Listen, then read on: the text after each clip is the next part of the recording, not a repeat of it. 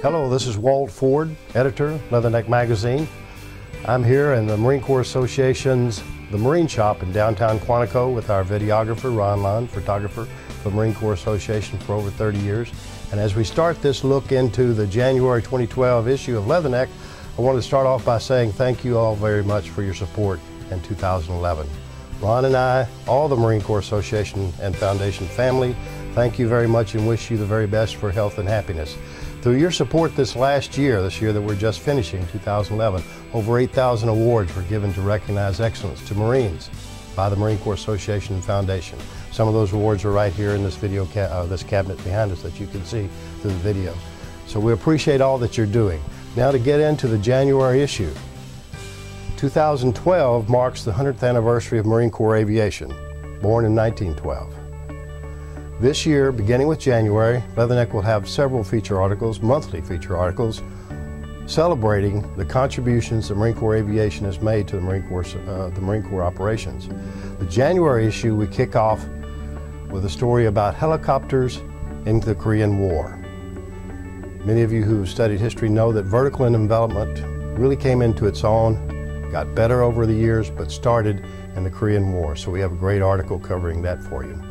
Also in the January issue, we have a story called the Flag Flap. I call it the Flag Flap.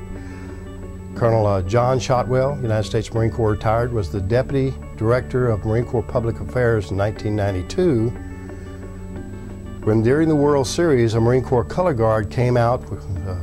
The Braves were playing a Canadian team, came out on the field with a Canada flag upside down. What could have been a tremendous international incident, because of quick reactions and actions on the part of both countries, came to naught, and it was actually a celebrated series. So we have a story on that, the Flag Flap. And we launch into coverage of an article called Dawn Blitz. Exercise Dawn Blitz was a brigade-sized amphibious operation in October off the west coast of the United States by 1st MEB. As the Commandant has said in a lot of his talks and some of his writings, he's talking about amphibiosity, the Marines getting back to sea, not so much engaged in land warfare.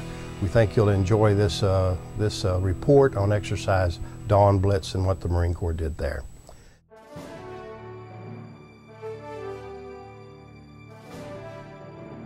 Our cover feature this month is The Marine Who Saved the Republic, or Did He?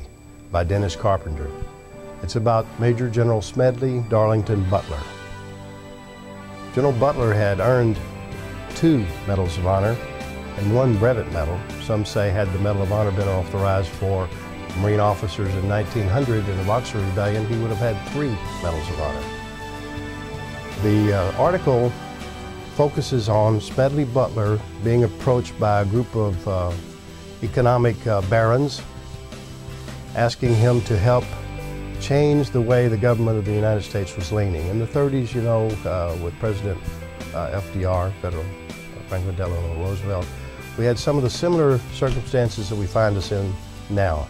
Overreaction could lead us down the wrong road, and I think you'll find this article is particularly useful for you. The cover statue that we have is done by former Leatherneck staff member John Chalk. He's done a great job, and I think you'll enjoy the article inside. So that kind of gives you some look inside the January issue and what we're going to do in 2012. Again, we thank you very much for your support in 2011 and look forward to continued support in the future. If you haven't seen us on Facebook or on Twitter or on the web, leatherneckmagazine.com.